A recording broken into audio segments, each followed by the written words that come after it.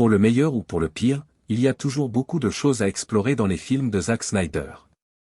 Cette fois, après avoir regardé son space opéra de 134 minutes, mi-plastique, mi-impressionnant et étrangement flou, Rebel Moon parrain, à Child of Fire. Rebel Moon, c'est Snyder qui canalise Akira Kurosawa et George Lucas pour raconter une histoire classique. Les personnages sont bien placés, il y a une construction mythologique sympa, de bons décors d'action épique à l'ancienne, un décor parfait, une cuillerée de nostalgie et de nombreux Goliaths prêts à être vaincus. Mais le film dans lequel il nous raconte finalement tout cela est un mélange complètement maladroit et banal de tropes de science-fiction, quelque part entre le déjà-vu du spectacle de science-fiction et le pur cliché. C'est devenu quelque chose comme ça. Encore plus étrange est l'utilisation surprenante de détails flous. C'est une technique qu'il utilise dans la scène post-générique dans son montage de Justice League.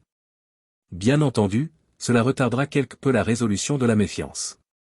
Tout d'abord, Rebel Moon est un film de Zack Snyder de bout en bout.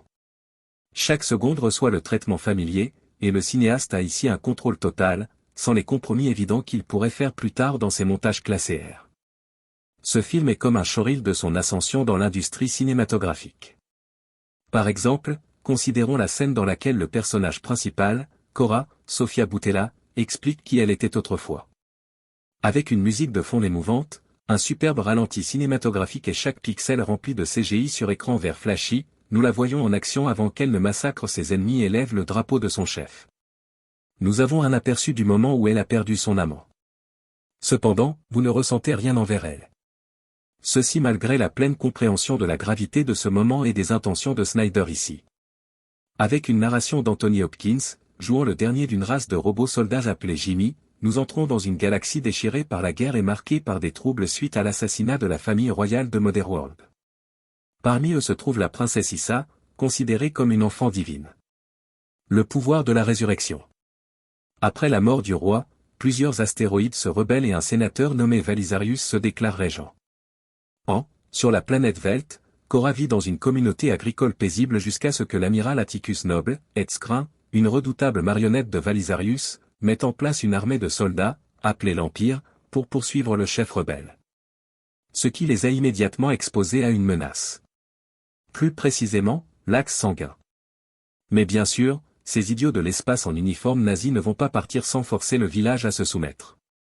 La Cora que nous connaissons maintenant est un ancien soldat endurci de l'Empire qui vit isolé avec un agriculteur nommé Gunnar, Michel Huisman, et tue tous les 7 samouraïs avec Noble et ses hommes. J'ai décidé de. Il se lance dans un voyage pour recruter des soldats à travers la galaxie qui ont une raison de combattre le régime, et l'ordre dans lequel chacun de ces personnages est recruté ressemble à des blocs uniformément coupés attachés avec de la ficelle. Mazu. Ils suivent tout le même modèle, oscillant entre plein d'entrain et sans âme, mais ne captivent que par leur personnage cool. Une confrontation dévastatrice dans un bar présente Kai, Charlie Hunnam, un méchant égocentrique doté d'un savoir-faire utile. L'une de ses meilleures scènes est celle où l'esclave Tarak, Stasner, apprivoise une créature mi-aigle-million afin d'être libéré et de rejoindre son équipage.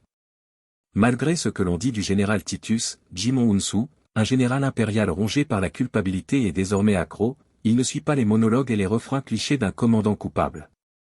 Une conversation ridicule avec Némésie, Beduna, un maître épéiste doté d'une épée flamboyante rappelant un sabre laser, combat Armada, un extraterrestre ressemblant à une araignée qui a kidnappé un enfant pour se venger, tout en pleurant sa mère. Ensuite, il y a l'axe du sang, dont il vaut mieux ne pas divulguer les détails. Après une tournure des événements vus de loin, cette équipe de marginaux se dirige vers ce qui était censé être une confrontation épique, pour finalement trouver cela coûteux et frisant la stupidité massive et inutile. Je pense que personne ne peut deviner comment les événements vont se dérouler, sauf cela. Cora a l'opportunité de partager sa propre mythologie, ce qui me fait me demander si sa série, ou même ses suites, pourrait reposer sur ses épaules. Les tentatives de Butra pour exprimer la lassitude du monde alternent également avec certaines expressions standards. Le reste ressemble principalement à des figurines en plastique, malgré leur fraîcheur et quelques histoires intéressantes qui doivent encore être explorées. Le manque d'ambition n'est certainement pas ce que l'on attend de Snyder, encore moins tous les discours sur la réalisation de rêves, mais ici, il réalise un film avec peu de succès. L'approche scénaristique classique n'est pas le problème ici.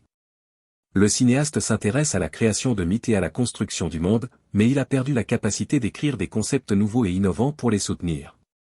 Le fait que ce premier film soit avant tout l'histoire d'une équipe qui se réunit nous laisse espérer que la deuxième partie contiendra tout le plaisir promis. Pour l'instant, son réalisateur de Justice League reste un hommage sincère à sa propriété intellectuelle bien-aimée.